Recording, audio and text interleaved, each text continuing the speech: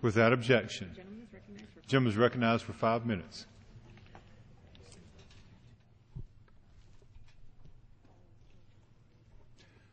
Mr. Speaker, today I introduce H.R. 5353, the War is Making You Poor Act. The War is Making You Poor Act does three things. First, it requires the administration to carry out the wars in Iraq and Afghanistan with only the $549 billion set forth in the President's budget for defense spending, without the additional $159 billion the President has asked for the sake of the so-called emergency war, which now stretches on to 9 years in one case and 7 years in the other. My view is that $549 billion is enough for these wars or any other wars the President plans to engage in. What this does, secondly, is that it takes the money that is saved from the war separate allocation, and it uses that for a very important purpose with our economy the way it is and people in America suffering. It takes that money, or 90% of it, and it uses that to make $35,000 of everyone's income in America tax-free and $70,000 for married couples. Let's be clear about that. Let's be clear about what I said. With the money that is being saved by the War is Making You Poor Act, we can give $35,000 of every American's income. We can make that tax-free and $70,000 for married couples. And in addition to that, it takes the remaining money and reduces the federal deficit and the federal debt. I think those are three things, all of which need to be done. This bill brings them all together. Let's start with the fact that the administration has asked for $549 billion to basically keep the lights on at the Pentagon, and beyond that asked for another $159 billion for the wars. Let's see exactly how much that means. On this chart here, you can see that the U.S. military spending is as much as the entire rest of the world combined. As much as the entire rest of the world combined.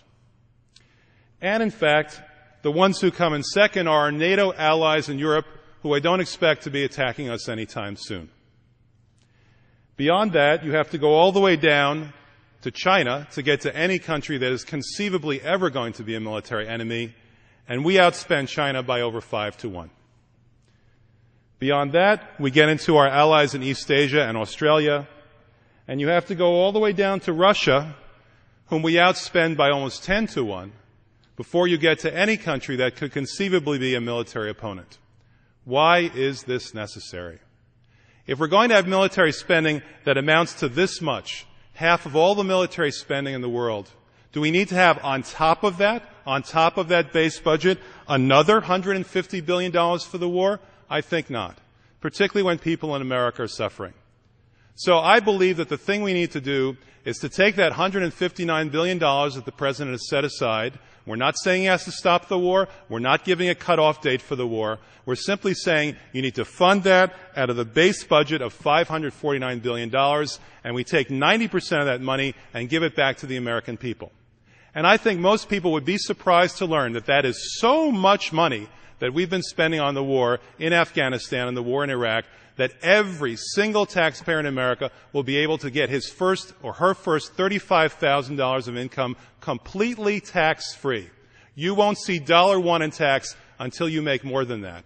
And in fact, almost a third of Americans don't make more than that, so they will simply be excused from the federal income tax system, and all we need to do is to stop separately funding the wars in Iraq and Afghanistan.